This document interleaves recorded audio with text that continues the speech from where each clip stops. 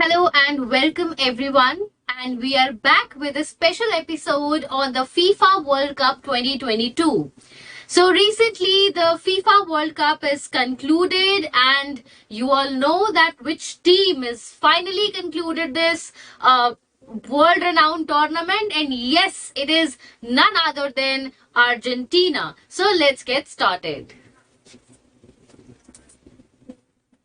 So as we all know that Argentina won the FIFA World Cup 2022 in Qatar, Doha. So this team, which is nicknamed as the La Albi Celesti. So that is a nickname which is given to the Argentinian football team.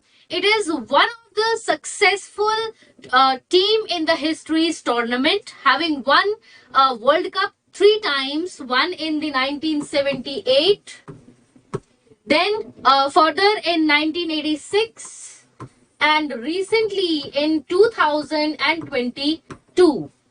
Not only this, Argentina team has appeared in the World Cup in total 6 times as mentioned, and out of 6 times, 3 times it has won. So other than 1978, 1986 and 2022, the other 3 times when it appeared in the World Cups are 1930, 1990 and finally we have 2014. So 6 times it appeared in the World Cups, out of which 3 times it won. As we all know, the star player of Argentina, Lionel Messi, is the all-time most capped player with 172 games and the highest goal scorer with the 98 goals in the world. So it is holding with Lionel Messi that he is the top goal scorer. He is the highest goal scorer with 98 goals, rank 1 player in the world. And Argentina or Lionel Messi, mostly, we all are aware that we use these synonyms quite, in the very interchangeable manner. When we talk about Argentina team, we talk about Messi. We talk about Messi, we talk about Argentina team. It's like these two are so mirror image to each other. So let's just talk about the man behind this. That is, of course, the manager of Argentinian team. That is Lionel Scaloni. He is also Lionel Scaloni. So he is the manager of the Argentinian team in this tournament. So let's just know about this tournament a bit more. But before it, let's talk about what is football and how is it so popular in the world. So the game, of course, football, it is played with foot without using hand or any other body part. It has its roots in the history when the Roman Empire or the Ottoman empires, even some Chinese civilizations are also. There are some scriptures where it is mentioned that the local people, they are playing a ball with the hand or with the foot. However, in the past, many manuscripts, many scriptures have the images of people playing with the hand and very few remained with the foot. So over the period of time, the football as a game, it evolved. And of course, we have some keyboards which are to be given credits to give football in its proper shape. However, in Western countries like USA, they also name it as a soccer. So it's called as soccer. So, however, the Britishers, they call it football. But in many other nations, it is called as the soccer. So over the period of time, this game finally evolved in the national as well as the international sporting event. And this game of association is played in accordance with the laws of the game, which is a set of rules that is being framed and that has been in effect since 1863 with the International Football Association Board. This is very important. So IFAB is a body which is known and which is a recognized body which sets the rules of the football game. And the rule of games are in effect since 1863, and they are in continuation even today as well. So it is being maintaining its stature ever since 1886. So IFAB is of utmost importance. Now again, IFAB has also recognized FIFA as again, one of the federation, which is again an international federation which conducts the world tournament of the football. However, as we have done in our previous video about the FIFA, about the objective of FIFA, and how FIFA had regionally delegated its its functions, its objectives amongst the 6 regional members, which are now conducting the regional tournaments according to their own set of countries which are taking participation in. So just a quick look at the 6 regional bodies which are under FIFA. And as you can see here, so in the North American region, CONCACAF, in the South American, CONMEBOL, that is very famous again because Argentina, Brazil, so all these top football even teams, they hail from the South American continent. Then we have African continent, which is again here we have CAF, which is conducting all the regional tournaments here. And then the most famous one, and I would say amongst all the most wealthiest one again, that is UEFA, which controls all the Europe football tournaments. UEFA over the period of time has definitely gained much more accreditations like BCCI in India, and we know that BCCI is one of the strongest and wealthiest cricket board across the world. However, BCCI is a national confederation, it is a national board, but UEFA is a continental confederation, which means that for a particular region, football tournaments or any this board is taking care of all the activities across this particular region. And then for the Asia, we have AFC, and in Oceania we have OFC. So these are the 6 regional boards under the FIFA which are taking care of the football tournaments across the region. And if you want to know more of it, kindly please watch our previous video on the FIFA and its controversies related to 2022 Doha, Qatar. Even the controversies which are followed by this FIFA World Cup 2022. However, today we will not talk about any negatives because it is actually a day of celebration to all the Argentinian fans, and I'm sure that even you and people who are watching it are some of you are the Argentinian fans, and of course the Messi's fan. So let us take a look at the teams which participated in the FIFA this year as per the region, like I had just mentioned before. So this image will help you, memorizing the teams which belong from which federation. So for example, we in the AFC, the teams like Australia, Iran, Japan, Qatar, which was the host team, Saudi Arabia and South Korea. So these teams participated in the FIFA World Cup, and of course Qatar is the host nation. It is very important. And one news which came into the limelight during the FIFA World Cup was Saudi Arabia winning from Argentina. So this was a very highlighted news in the entire tournament. So this is again important. So AFC, as I had just mentioned before, from the AFC group, these 6 nations were the part of the FIFA World Cup. From the CAF, which was the African, which was operated in the African continent, Cameroon, Ghana, Morocco, Senegal, Tunisia. And I'm sure you all are aware that Morocco has played commendable in this tournament, and everyone applauded the Moroccan football team in this tournament. Then we have CONMEBOL. As you know, this is the South American continent. So we have Argentina, Brazil, Ecuador and Uruguay. So you know that Ecuador was the first team which played the first ever match of this tournament. So the opening match of the FIFA World Cup tournament was played between Ecuador and Qatar. And of course, Qatar. So Qatar, as it was a host country, it wanted that its football team must open the tournament. So the Qatar versus Ecuador was the first match ever, and Ecuador won this match, right?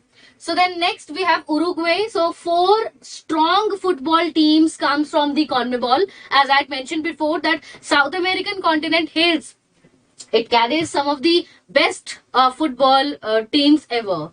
And then we talk about CONCACAF, which is the North Americans, that is Canada, Costa Rica, Mexico, and USA. And again, it is very important that in 2026,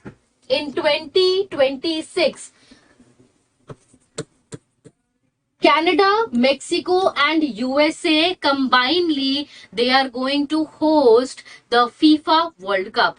So, because this time it was hosted by Qatar, and in the next tournament, it will be hosted by these three countries collectively. And because USA, Mexico, Canada, they decided to share the expenses altogether, as this time Qatar, it spent a massive amount of $220 billion in this extravaganza event. It was a very pricey World Cup ever in the history, which is why these three countries have decided to come together and host this event successfully. Now let's just see, of course 2026 will be a very massive event again, as it is going to definitely boost these economies, and also because 2022 was the last World Cup with 32 team game event. So it was a 32 team game event, and in 2026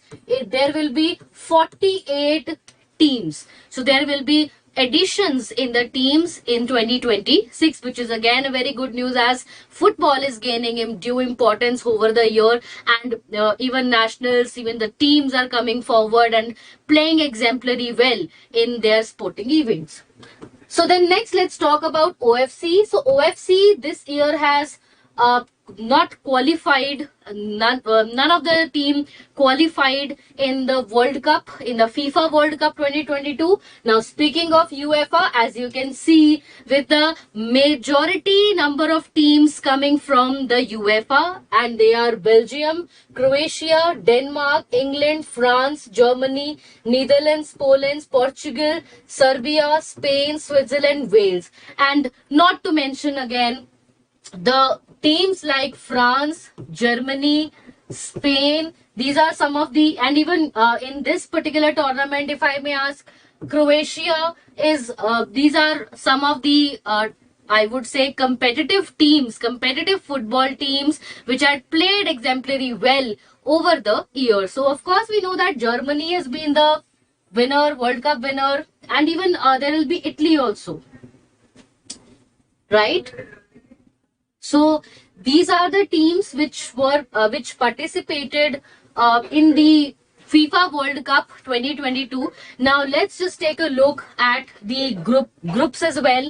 So these are the groups which were divided, right? So as you can see, in Group A, there were Qatar, Ecuador, Senegal, and Netherlands. In Group B, we had England, Iran, USA, and Wales.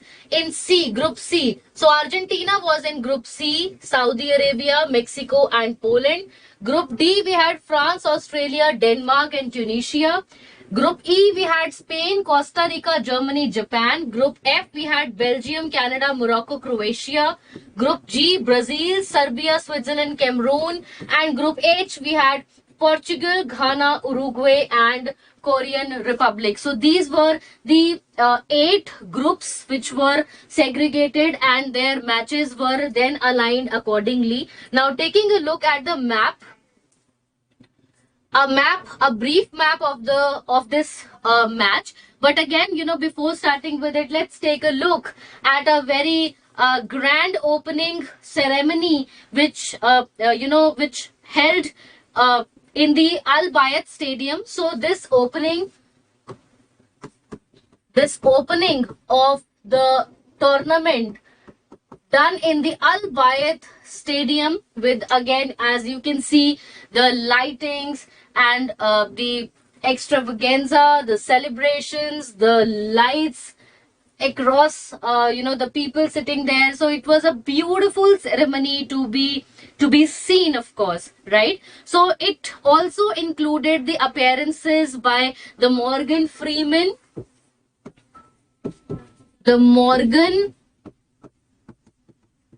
and the Ghanem Al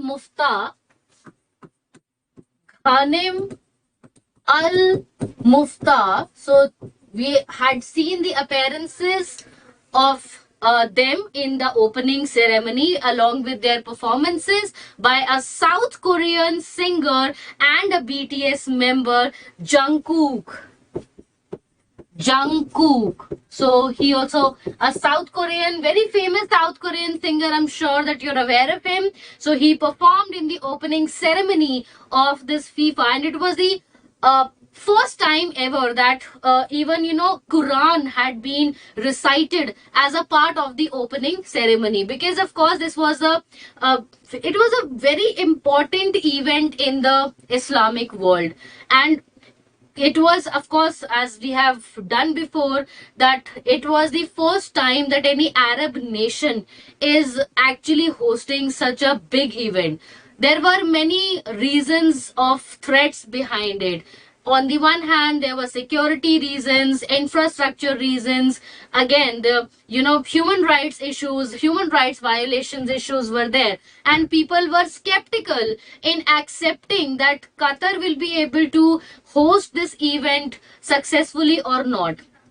But on the very opposite note, even after a lot of allegations on Qatar has finally and successfully concluded this event, with many fans going back to their homes happily, watching the final match, and all those events who came across from the different countries in the world. They enjoyed the Qataris culture, wearing their regional, their local attires in the streets, and is celebrating the victories of their teams. So it was a very happy event overall, besides keeping all the controversies behind. Right? So this was an opening ceremony, a brief note on the opening ceremony. Now let's take a look at the 16 group matches. As you can see here, that in the round of 16, there were many teams playing. So I will start from here.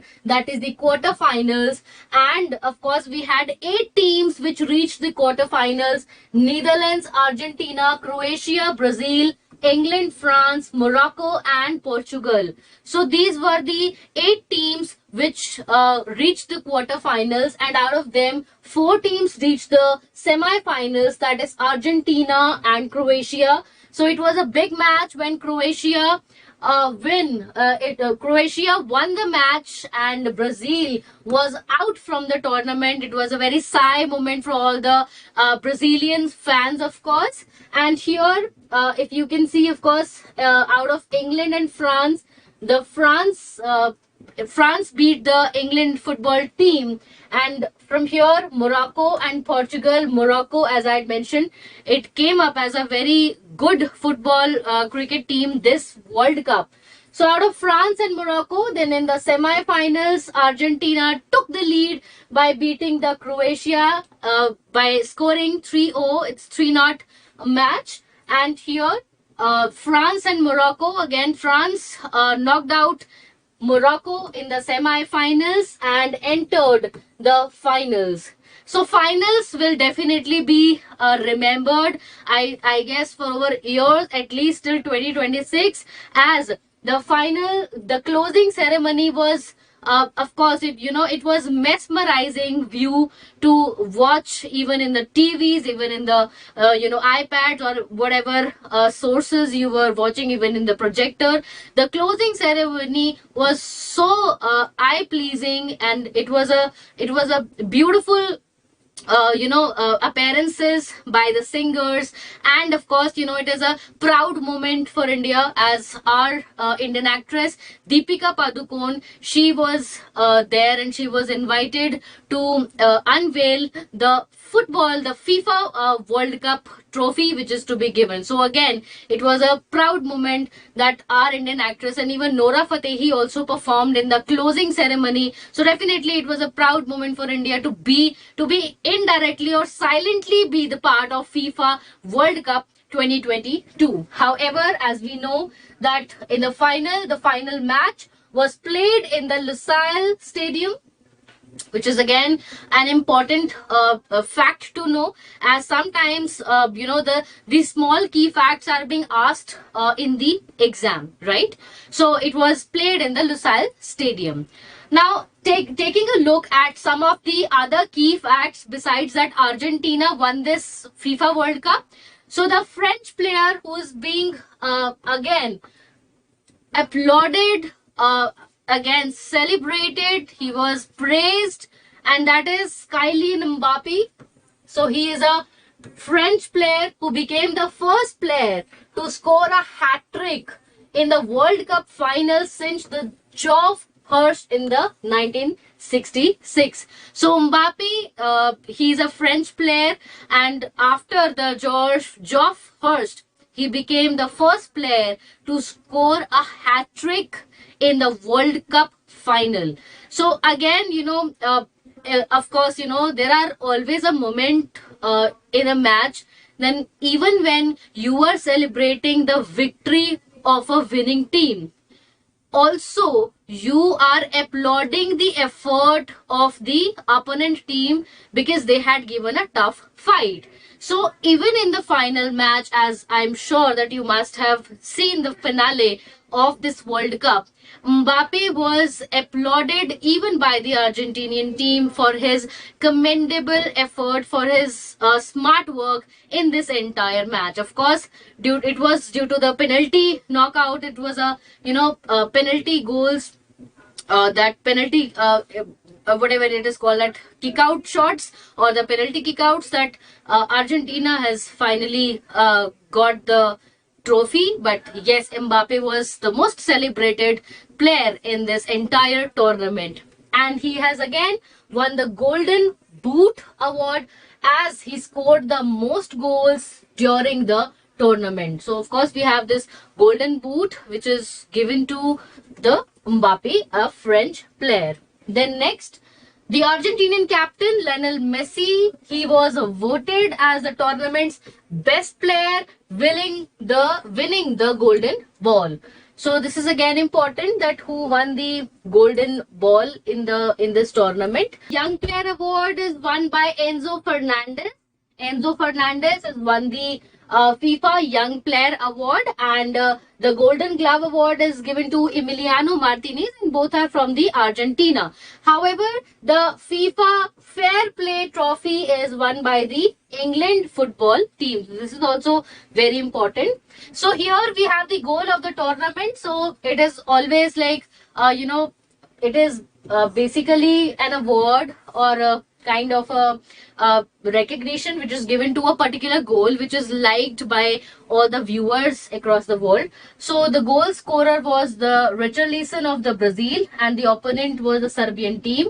So this was the goal of the tournament, that is done by the Richarlison of the Brazil football team. So it was a quick look at the FIFA World Cup tournament and the respective awards which are given. So this is the just a quick look at the mascot and the emblem of the FIFA World Cup, as you must be noticing this in quite news headlines, and everywhere you see the FIFA World Cup. So this is an emblem which is unveiled by the FIFA World Cup back when it was started, and again the mascot, right, which is the Laib. So Laib this mascot, it basically reveals that the only that team will win, which is the most skilled team. So this Laib means, literally means, is the super skilled player. So this is a mascot which means that only the super skilled team will win this World Cup. And of course, it is undoubtedly Argentinian team is the super skilled team ever.